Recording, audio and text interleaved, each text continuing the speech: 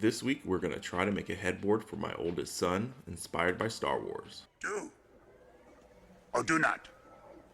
There is no try. Okay, so that's what we did.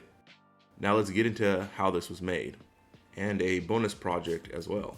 We had made this bed previously for my son. We always planned to have a Star Wars themed bedroom, so we thought that this floating bed with LED lights was a great addition. But now we need a headboard. We had a couple ideas on how to make this headboard, so I designed a couple concept ideas on Inkscape. I have a very bad feeling about this. But we either didn't like the overall look or just didn't think it was possible for us to make at this time.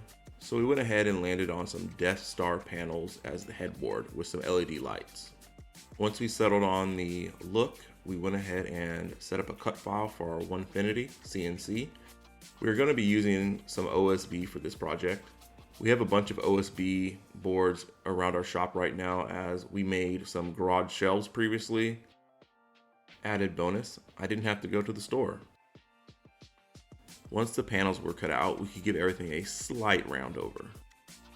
This was done to clean up the edges of the OSB as OSB splinters off like crazy. Then a little sanding, and then we were ready to go to cut out some foam. We got our foam out and started to measure and make cuts. We are using 1-inch foam for this headboard. We are going to use two different methods to prepare these panels.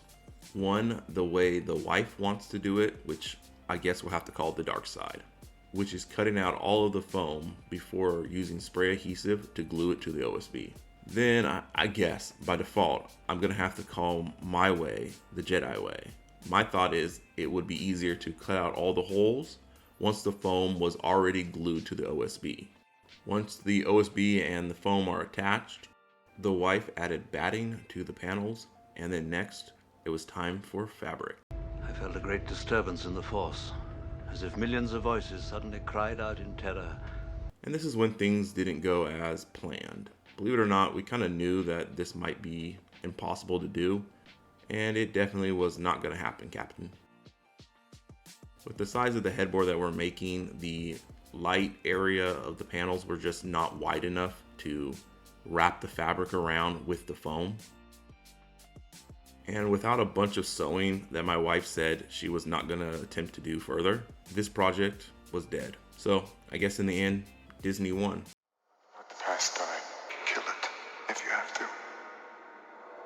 So we are starting over. Well, not completely. More like we're gonna revisit the past and make some special additions, or two, like George Lucas did. We're gonna keep the OSB cutouts that we already have, cut out a few more pieces from OSB for the headboard, and also paint the two light panels. It will make more sense later. And then we also decided now was the time to make a Death Star shelf. So we're doing that too now. Once we had the new headboard pieces all cut out, then the wife could go ahead and cut out some new foam pieces for the new headboard pieces. Once we had the cushions cut to size, we used some spray adhesive to attach the OSB and the foam together like before. Then the wife could add batting and fabric to all the cutouts. Then I went ahead and cut some OSB to length for the main headboard piece. Then the wife could attach fabric to the board. Now that we have all the OSB wrapped in fabric, the wife went ahead and figured out the layout for the headboard pieces, then went ahead and hot glued them in place. Once that was done, we went ahead and flipped the structure over, adding those screws in the back to attach everything more permanently. Once the main part of the headboard was done, we could put that to the side and start working on the light panels. We ended up doing 2 coats of primer on the OSB to start off. Because of the man-madeness of OSB, which is a bunch of wood chips or shavings or pieces, whatever you want to call it, glued together, the surface can be rough. The primer plus sanding between coats will help give us a splinter-free surface in the end. In continuing with the spirit of making do with what we have rather than leaving the house, we found some leftover MDF baseboard molding trimming and decided that this was good enough for the backer pieces for the light panel. This is needed for the LED lights that we're going to be adding, as well as installing the panels to the wall. I decided to use glue and pocket holes to attach the MDF and a few screws to hold the edges. These light panels don't need to be that strong as they won't carry any real weight, so this joinery method will do. I went ahead and added some wood filler, which I forgot to record, no surprise there. Then I went ahead and sanded everything to prepare for primer. When it comes to MDF, I prefer to use bin shellac primer. It's stinky, but it dries fast, seals the MDF edges very nicely, and is easy to sand. Unfortunately, also right now, it's ridiculously priced. Now that the light panels are ready for paint, I can get to making the Death Star. It's pretty much the same as before with the light panels. We did have to cut the Death Star out in halves as we didn't have any wider OSB laying around, and I wasn't about to go to the store. I made a mistake when creating the cut files for the CNC. I made the slots for the shelves smaller than the 1/2 inch I was aiming for, so I'll have to take some extra steps to deal with that later. I went ahead and glued and screwed on a connection piece to join the Death Star together. It is amazing how a lack of planning makes you have to plan so much as you go, or should I say good planning? Either way, I needed to make some shelves for the Death Star out of some leftover MDF baseboard trim. Once everything was cut to size on the miter saw, I went ahead and rounded all the corners of the shelves, as I'm a semi-professional. Next, I could do something I know at least one person has really been waiting for. Some real roundovers. Search your feelings, you know it to be true. Now I can trim the shelf boards slightly to fit into the slots of the Death Star with my table saw. I made sure to do this on a test piece first, as sometimes I do things the smart way. I then needed to cut some notches on the shelves to get them to fit into the Death Star slots. Once I had everything cut and trimmed, I could glue the boards into the slots. Hindsight, MDF here might not have been the best idea. MDF isn't very nice when you have to screw into the edges. I try to help the matter by drilling pilot holes, and it helped, but it wasn't perfect. Once the glue was dry, I could add some bin shellac primer to seal the MDF. It's always funny to me how I'm more willing to use scrap material and questionable building strategies when doing things in my own house. Whereas if I was building this for a client, I would never let this leave my shop. I can't be the only person who works this way. Once the primer is dry, I give it a quick sand to smooth out any rough spots. We made sure to remove any dust from sanding and then went ahead and started painting.